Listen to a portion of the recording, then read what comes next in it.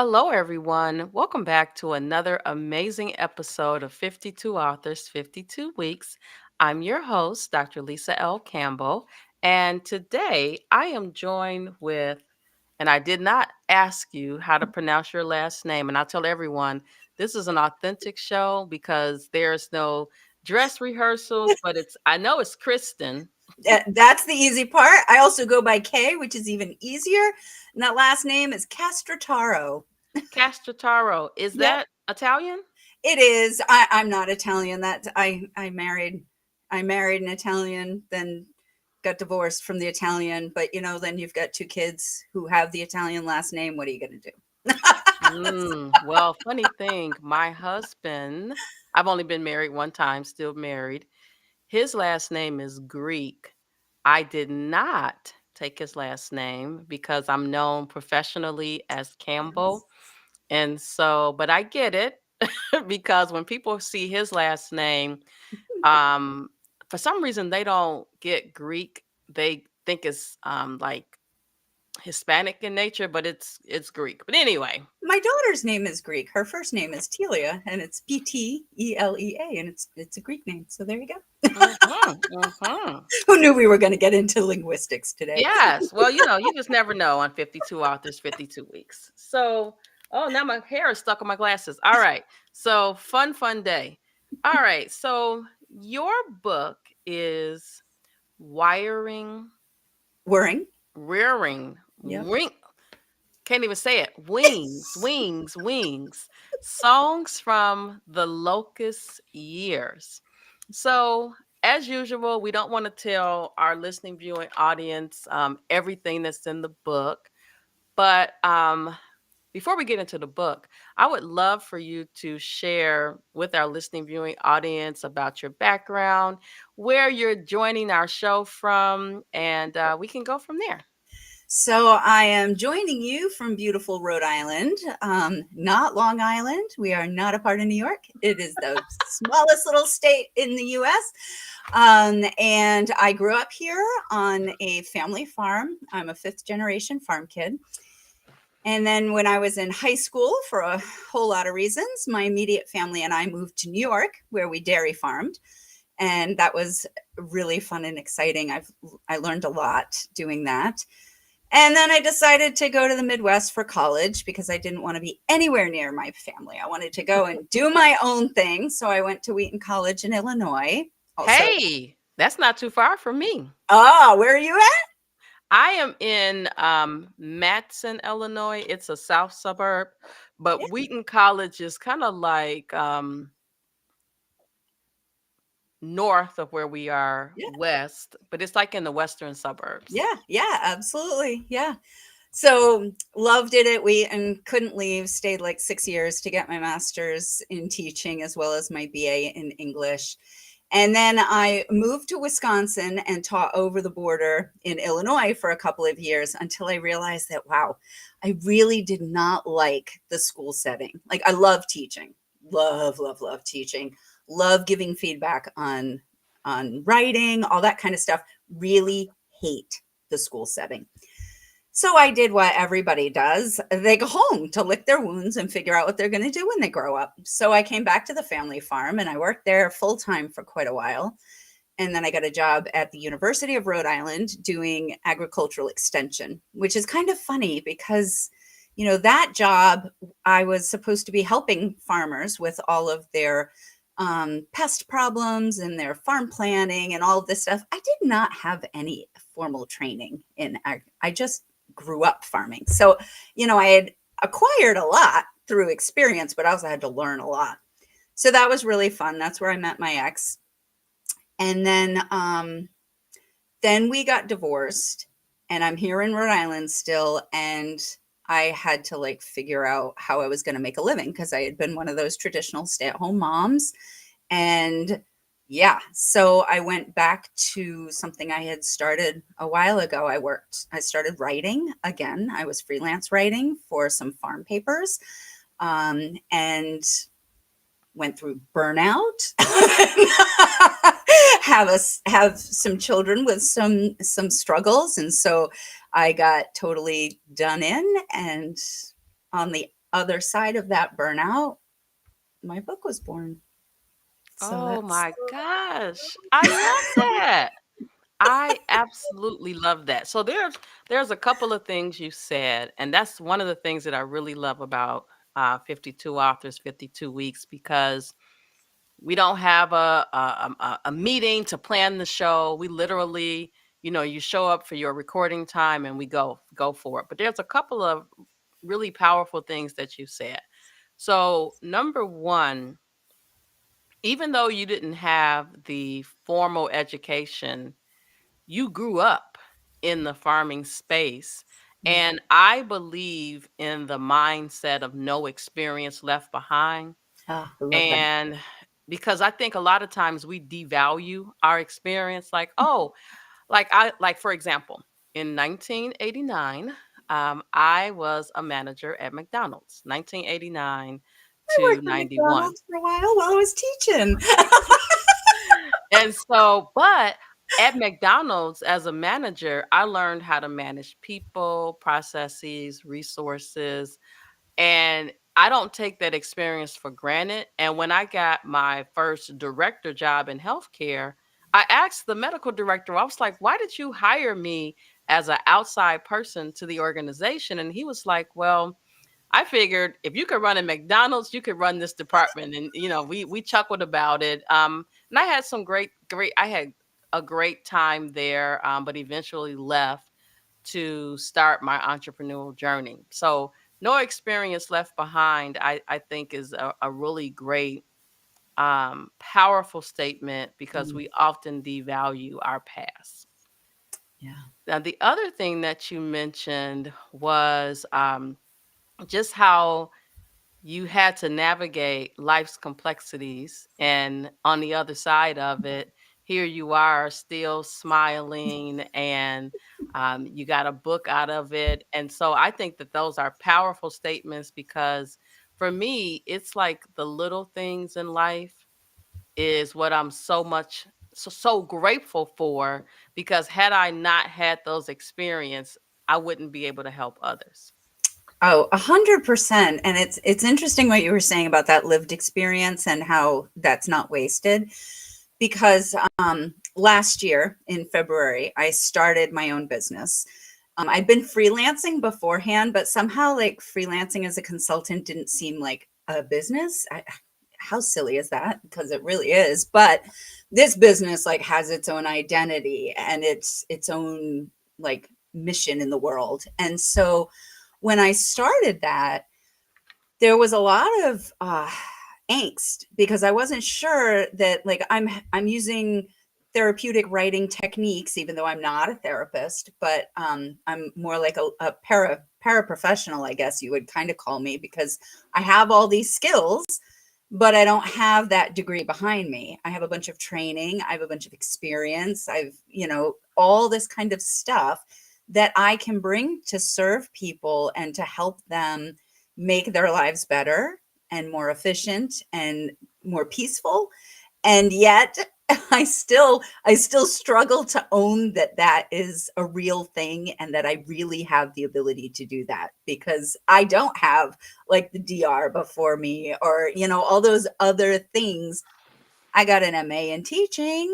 I don't know why that doesn't seem to mean enough to me, but it's really interesting how our brains can kind of trick us into being so hard on ourselves. And two, I love what you said about let's not devalue our experiences, because I mean, I'm coming up on 50 in a year and a half. So it's like if I haven't learned something in half a century that can help other people, what have I been doing for 50 years?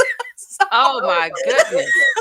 So again, some more powerful statements. So number one, I tell people all the time, the one and only reason that I am Dr. Campbell today, why I have this PhD is very simple. 2002, I got a full-time job at a local community college. I had my master's degree at that time. And I came out of healthcare, right, to go teach.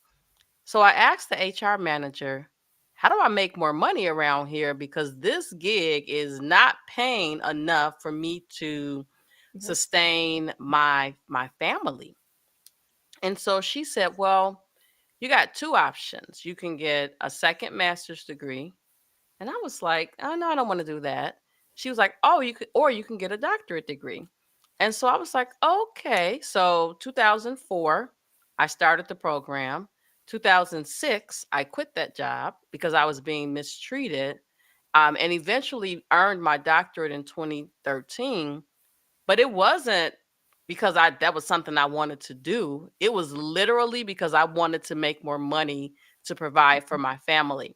And I said that to say that a lot of times when people see the title, they don't understand the why and they make assumptions.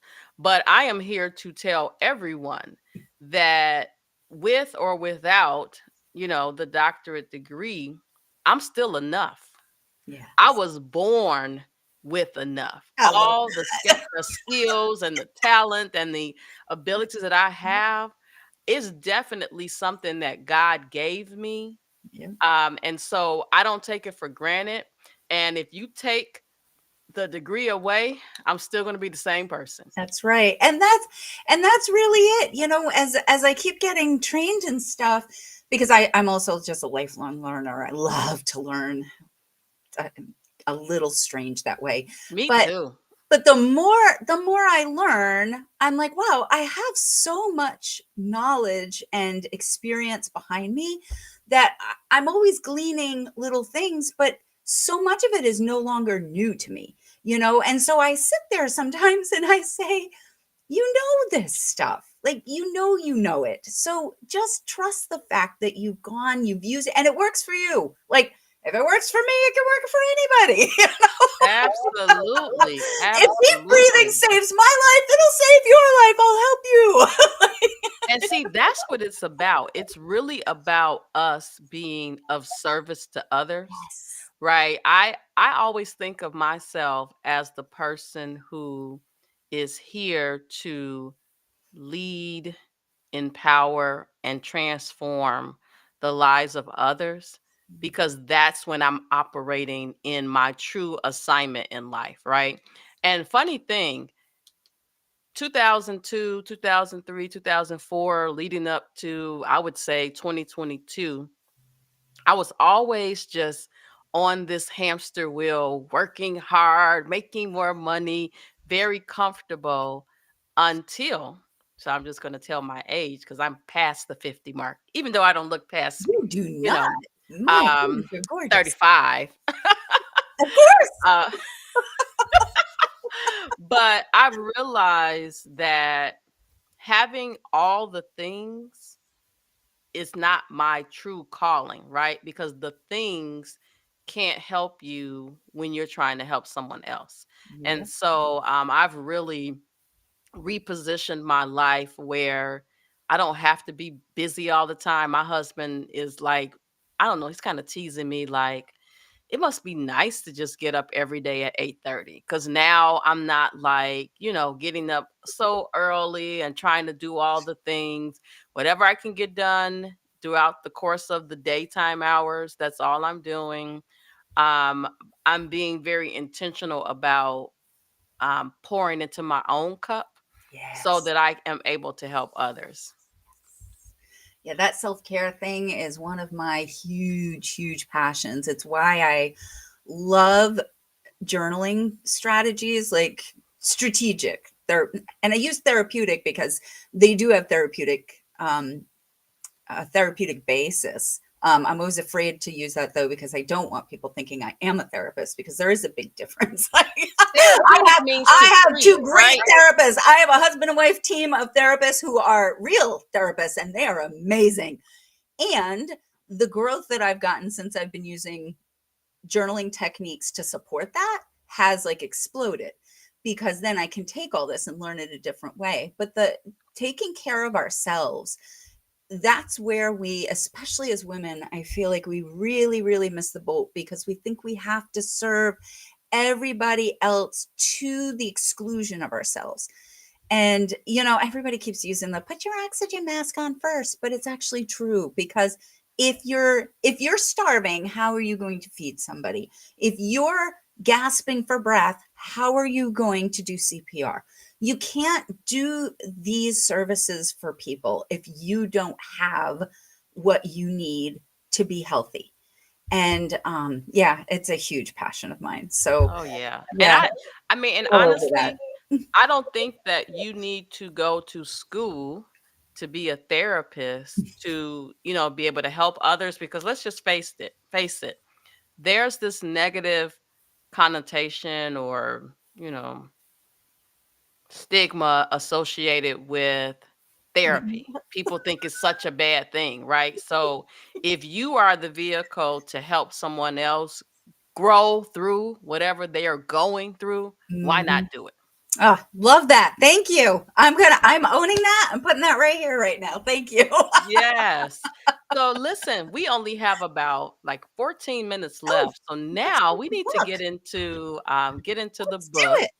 And so I want to start with I had the little joke. So when my kids were younger, my husband used to take them to the library to get a book. They were supposed to read the book and then do a book report. And he later found out they were reading the back of the book and making a whole book report, which I don't understand, because to me the description doesn't tell you everything. No, But I do like how on the summary on the I'm gonna have to back use my glasses too.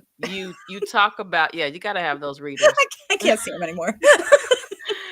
You talk about, or it mentions that this book was drawing from your lived experiences with divorce, abuse, and loss. Mhm. And I like that because all too often we don't own what we're going through so we can grow through it. We literally just let it sit with us. And I Yeah. don't know about you, but I'm not intentionally trying to have a heart attack or a stroke.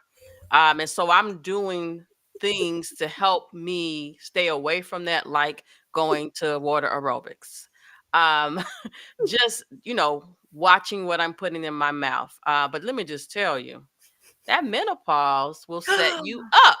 It's a It's bummer, isn't it? it sets you up.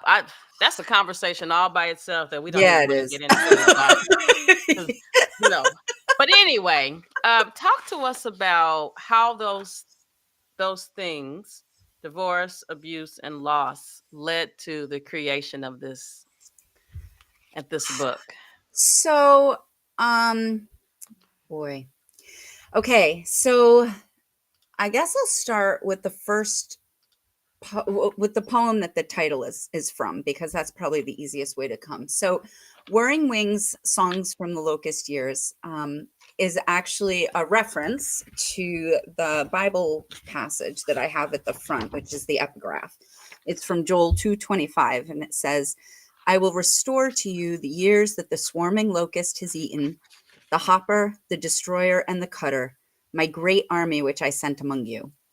And at that point, my son and my daughter had experienced physical abuse by my ex, and it was like a month after our divorce was final. So it all kind of happened together. He had the kids; they came home with marks on their face, and then I'm like, "Welcome to DCYF," the place that no mom ever wants to go. And so then I'm trying to get them mental health support because they're 4 and 2. So I'm like, great, my kids have been abused at 4 and 2 and they're in therapy. What do we do?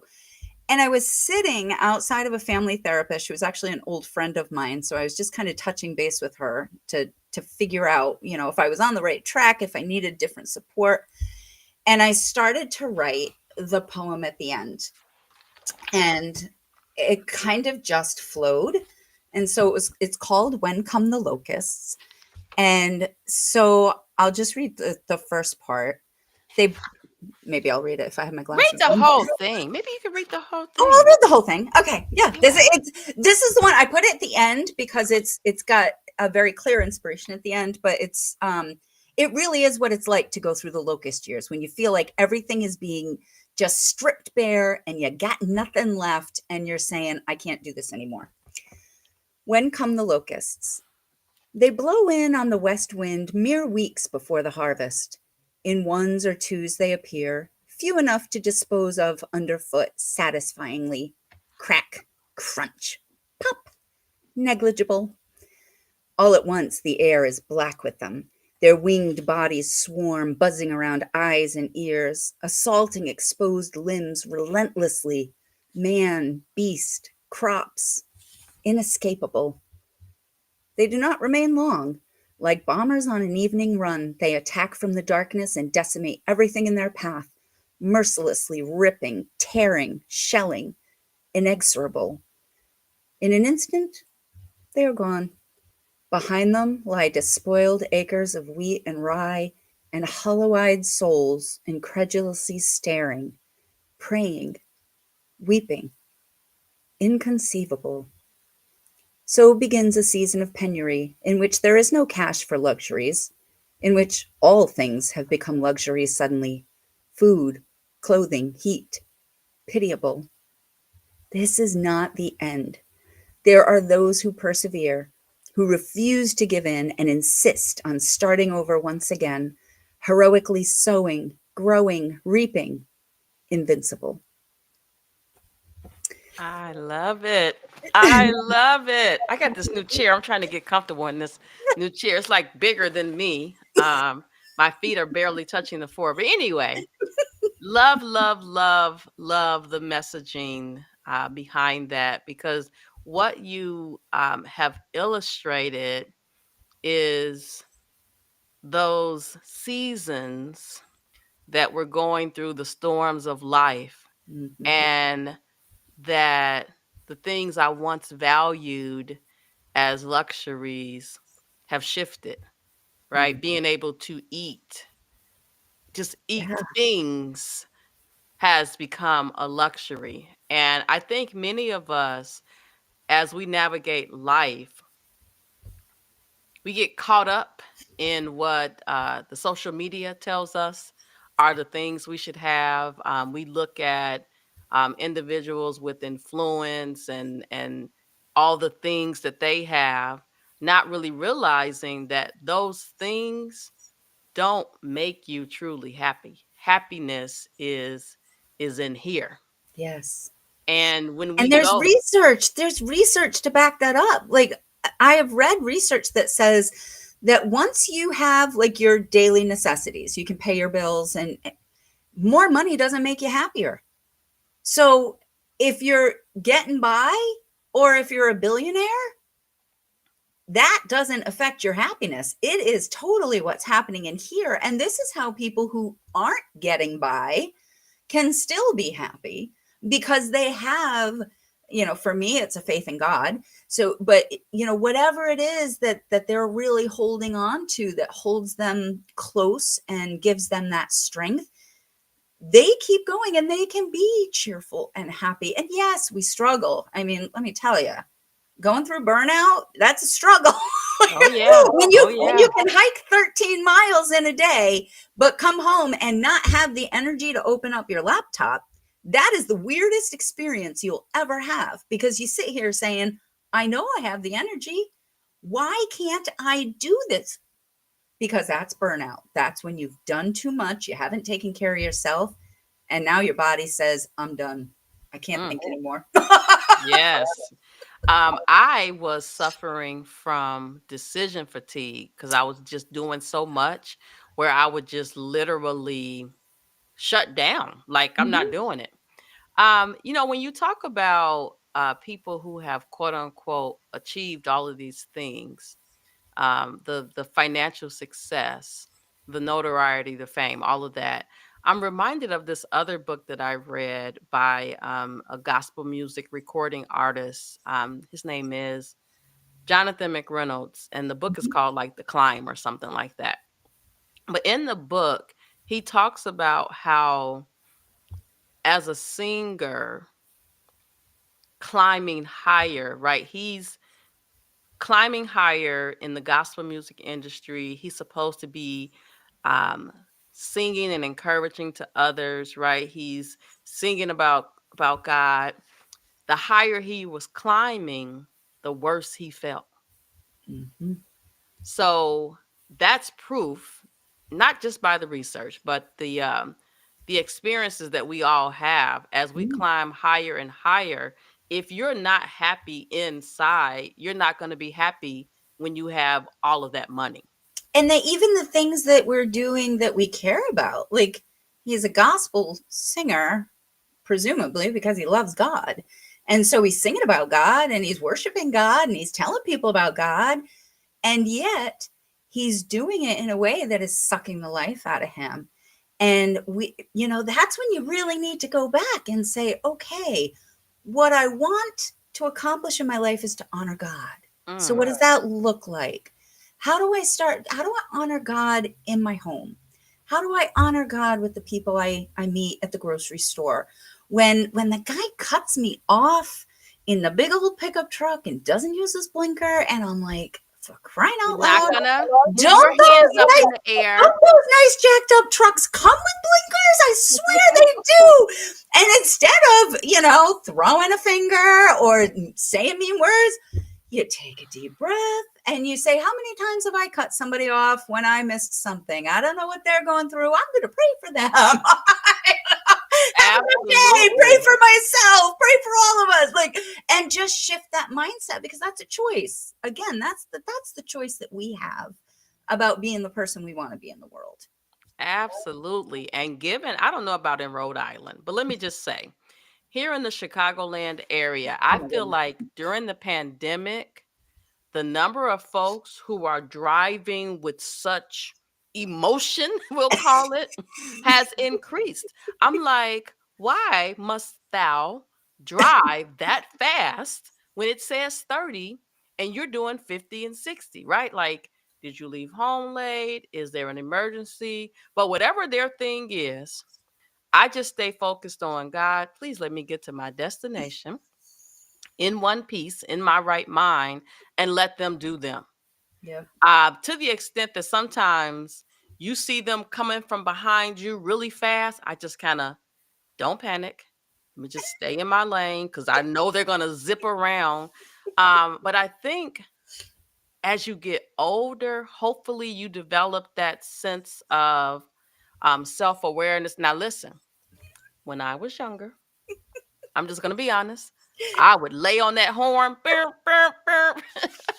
But I realize people are, a little crazy sometimes, and you don't want to blow your horn at someone, and all of a sudden they're doing something else to you. Yeah.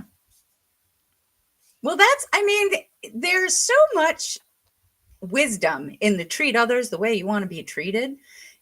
First of all, it's just a safer way to behave. Like, because as you say, you don't want somebody swearing at you on the road, especially, all the times that, we just lose it. We're focused on something else. All of a sudden we're like, oh my gosh, I didn't see you come. Like, all kinds of things happen. We want grace to us, right? We don't want people to be giving us a hard time because maybe we just had a fight with our kids and or spouse, if you've got one of those, and you're just not in your best frame of mind. And so a little bit of grace goes a long way.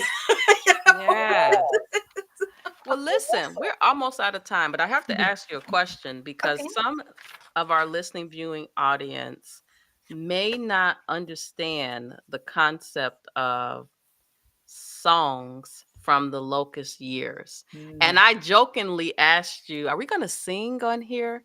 Um, but explain that just a little bit because we're like literally almost out of time. But I really Okay. want them to walk away with knowing kind of what to expect in the book. And I want to show everybody. Don't ignore my type A stamp that I says this is love from it. my Are you kidding? personal I love library. it. I love But it. the songs from the Locust Years, explain that for our listening viewing audience. So, traditionally, a lot of poetry has been used in song, as we know. Like every song you hear on the radio is a poem in one way or another. So, rap. Oh, Eminem, who I was never a big fan of, but boy, you read about him. He is an amazing, amazing poet. And so the songs are talking about the fact that it's poetry. The locust years are saying it's come out of all of the hard things that either I or those around me have heard. And the whirring wings is the sound of locusts. So if you've ever heard like grasshoppers coming over your head and they're going, brrr, and then imagine that with a whole slew of them. That's that whirring wings that comes across and it kind of gives you shivers, and you start to say, oh, this is a scary sound. I don't like this sound. But then you can turn that into a song of rebirth and something new and exciting. And so if you have suffered miscarriages, there are some poetry in here for you. If you know somebody who's committed suicide, there's a poem in there for you. If you've been through divorce, there are a couple of poems in there. If you or someone you love went through divorce, my daughter's got a lesion on her brain. Yep, there's a poem from the perspective of the lesion. Mm. Who knew? Wow. It's amazing how With hope. when There's always hope too. yes, it's amazing how when you're going through, if you take a step back, how much you can actually see and hear from God when you quiet down the noise. He will give you the words to say, but you have to be able to submit to silence and submit to the journey that you're on in order to grow. And I wrote this. I mean, it ended up being a form of therapy for myself, but I also wrote it because I wanted others to be able to be raw and real about their grief, and also to see hope in it, because I feel like it's really easy to find one or the other. And this, it's rooted in my faith, but not all of them talk about faith, and they're rooted in agriculture, but not all of them talk about, farm stuff. It's just yeah, pretty much you see this, only you see her crying. So, Yes, I love it. Well, there's a couple of takeaways for me. Number one, if we run out of food, I now have friends in Rhode Island. My husband actually has been talking about, first of all, neither one of us have a green thumb. And as you know, the weather here in Illinois is not always warm. So, but he's been talking about growing some of our own food. mhm. We just got to kind of figure out who's going to do what. I mean, I'm really good with the coordinating part. The doing part is where I'm like, I don't want to put my Start in hand in the pots. ground. All right, I'm going to give you, here's my farming advice. Start growing in pots. So get like 2 or 3 gallon pots. Don't, if you've never grown before, don't Not even at all. bother turning up that ground. No, that is way too much work. Start off first with just good potting soil and put your seeds in there. You're going to reduce your weeds. You're going to know exactly how much to water them because you're going to be able to feel it. It's going to be so much easier for you. And if you don't like bending over to harvest, you can actually like put them up on benches so you can walk down and you can pick stuff up instead of standing on your head like those of us who grow out in the field do. Mm. And what should I start with? Something simple. Oh, see, everybody starts with tomatoes, but I don't like tomatoes. So I wouldn't grow tomatoes. My But husband loves tomatoes, then you would want to grow but I tomatoes. would prefer something else. Cucumbers. I think cucumbers are a good In start. a pot? Yeah, sure you can. I know a farmer who has got hanging pots. He grows his cucumbers in hanging pots hooked up on the cross beams of his greenhouse, because then they hang down the side of the pot and he can go and he can pick the cucumbers standing up. Oh my Genius, gosh. right? Game Genius. on. I must grow. Listen, 2 pots is easy, right? Just Yeah. cucumber, tomato. We definitely it's something that we acknowledge that we need to do. And just hearing how to start small, it's the little things for me Yeah. that allows me to take, steps to move forward. And a little herb garden if you like herbs. You We can, do like those are herbs. nice. You can do them right in the house in the windowsill. Yeah. You know what? I'm putting this on my list. My biggest fear about growing in our backyard is, the raccoons, we have a fence around, but the smaller animals Oh can get yeah, no. in. And raccoons climb. They just Yeah. go right over there. Yeah. Yeah, I'm not a raccoon fan Yeah, we're gonna because have to figure that out. grow But up in fun. listen, before we go, I would love for you to tell our listening viewing audience where they can get a copy of the book, where they can find you. Sure. So you can find Whirring Wings and my children's book, Grandpa's Farm Has Lots of Saws, also based on real life on the farm. You can find them both on Amazon. So if you actually just look at I've got an author page, Castrataro. You should be able to find that. You can also find me online at like pen, hyphen, light, like the light that shines.org. And I that's me. love it. I love it. Well, listen, it has definitely been a pleasure and very fruitful, I might add, to connect with you on 52 Authors, 52 Weeks. I am going to hold myself accountable to the cucumber and the tomato because that just seems a great place to start. Yep. And one of the things I know about planting the seeds and watching them grow, that it's so worth it.